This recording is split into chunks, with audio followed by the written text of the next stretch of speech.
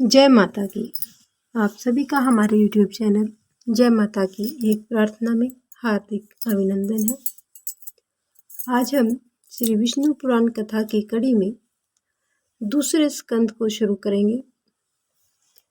दूसरे स्कंद का आज हम पहला अध्याय करेंगे, जिसमें प्रियव्रत के वंश का वर्णन किया गया है। इससे पहले यदि आप हमारे चैनल पर अभी भी नए आए हैं तो कृपा करके चैनल को सब्सक्राइब कर लीजिए और घंटी जैसे दिखने वाले बटन को भी दबा लीजिए, ताकि आने वाली नई वीडियो की नोटिफिकेशन आपको सबसे पहले और आसानी से मिल सके।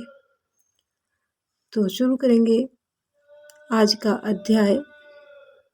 अध्याय शुरू करने से पहले प्रभु का स्मरण करेंगे।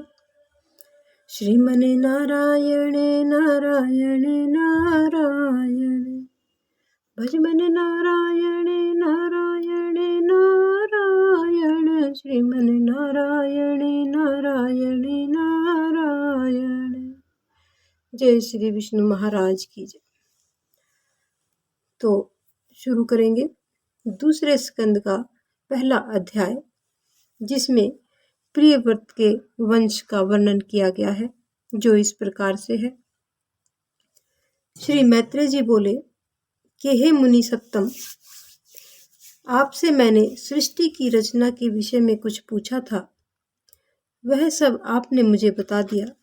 जगत की रचना संबंधी आपने जो प्रथम अंश कहा है, उसकी एक बात और मैं आपसे सुनना चाहता हूँ कि स्वयंभावु मनु के जो प्रियव्रत एवं उत्तानपाद नामक दो पुत्र थे, उनमें से उत्तानपाद के पुत्र ध्रुव के विषय में आपने कहा, परंतु आपने प्रियव्रत की संतान के विषय में जरा भी कुछ भी नहीं कहा।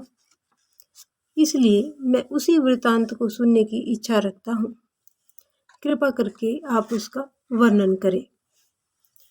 श्री पराशर जी आगे बोले कि हे मैत्रेय, प्रियव्रत का विवाह कदर्म जी की पुत्री से हुआ था।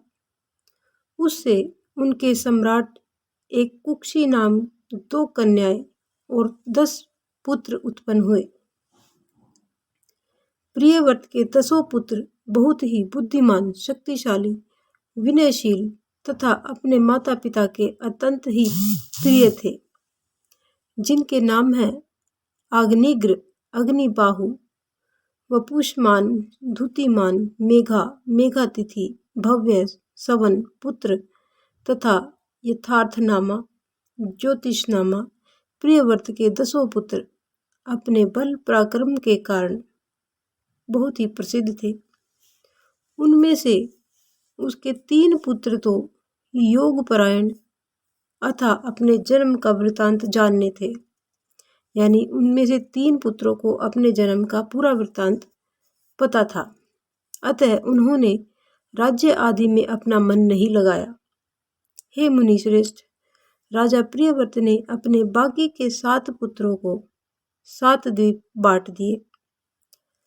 राजा प्रियव्रत ने आग्नेग्र को जम्बूद्वीप और मेघातिथि को पलक्ष नामक द्वीप दिया, पुष्मान को शाल्यमल द्वीप दिया, ज्योतिषमान को कुशद्वीप दिया, धूतिमान को क्रोच द्वीप के शासन तथा नियुक्त किया। प्रियव्रत के भव्य को शाक द्वीप का राजा बनाया गया और सवन को पुष्कर द्वीप का। हे मुनिश्रेष्ठ, उनमें जम्बू के अधीश्वर राजा आग्निध्र थे। उनके प्रजापति के समान 9 पुत्र हुए और उनके नाम नाभि, किमपुरुष, हरिवर्ष, इलाव्रत, रम्य, हिरण्यवान, कुरु, भद्राश्व और केतुमान थे। हे विप्र, अब उनके जम्बूद्वीप के विभागों को सुनो। पिता अग्निग्र ने दक्षिण की ओर का हिमवर्ष, जिसे अब भारतवर्ष कहा जाता है, नाभि को दिया। इसी प्रकार किमपुरुष को हेमकुंट वर्ष तथा हरिवर्ष को तीसरा नसर वर्ष दिया, जिसके मध्य में मेरु पर्वत है।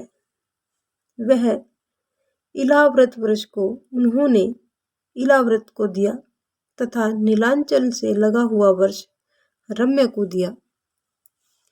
हिरण्यवान को उसका उत्तरवर्ती श्वेत वर्ष और जो वर्ष श्रृंगवान पहाड़ के उत्तर में है वह कुरु को, और जो मेरु के पूर्व में स्थित है वह भद्राशु को दिया। केतुमाल को गंधमान वर्ष दिया गया। इस तरह पिता अग्निग्र ने अपने पुत्रों को ये वर्ष दे दिए। हे मैत्रेय, अपने पुत्रों को इन वर्षों को देकर वे तपस्या के लिए शालिग्राम नामक महापवित्र क्षेत्र को प्रस्थान कर गए। हे महामुने, किम पुरुष आदि जो 8 वर्ष हैं उनमें सुख का बाहुल्य है और बिना प्रयत्न ही भोग सिद्धियां प्राप्त हो जाती हैं।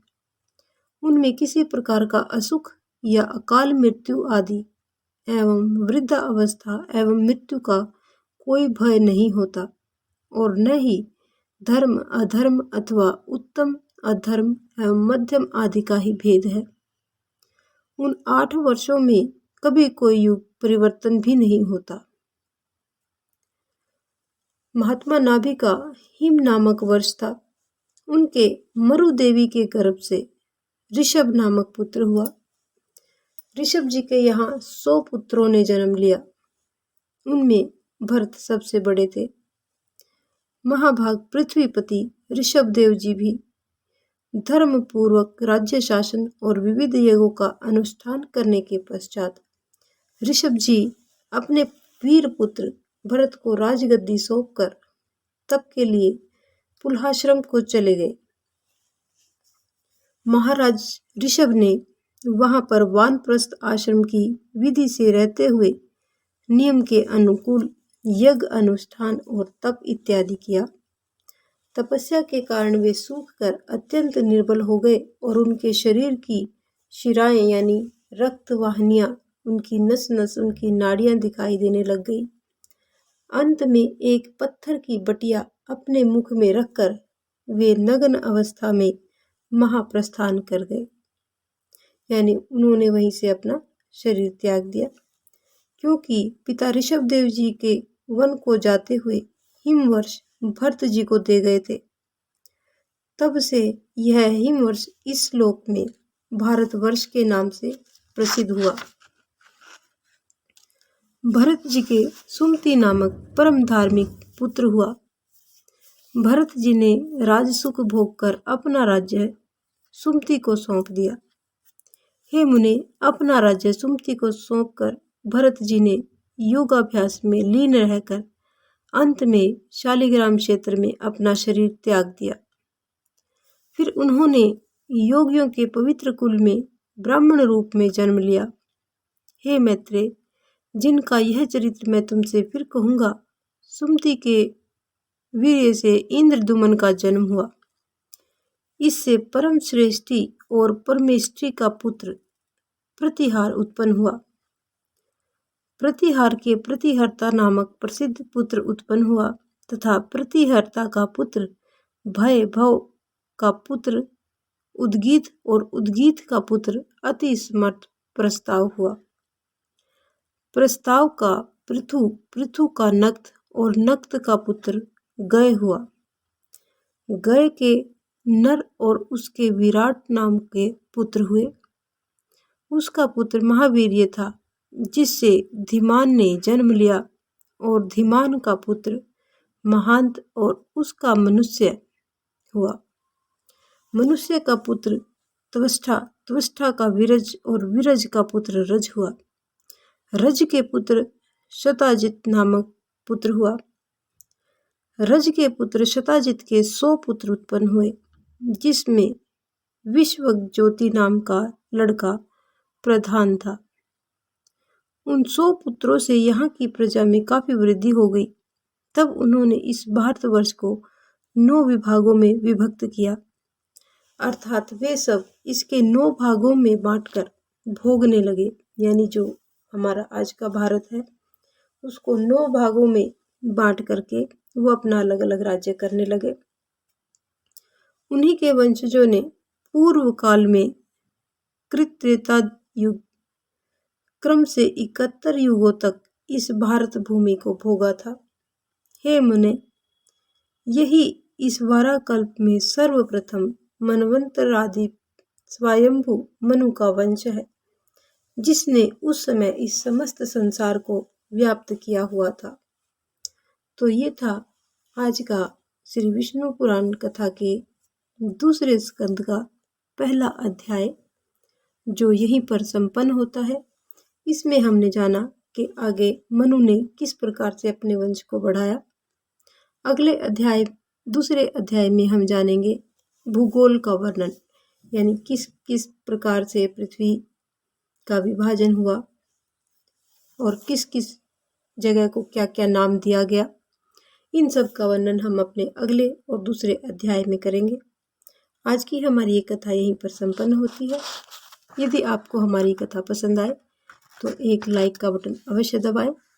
इस प्रकार की और भी अन्य धार्मिक रोचक कथा कहानियों को जानने सुनने के लिए हमारे चैनल को लाइक करें, सब्सक्राइब करें और अपने मित्रों और प्रियजनों में आगे भी शेयर करते रहें।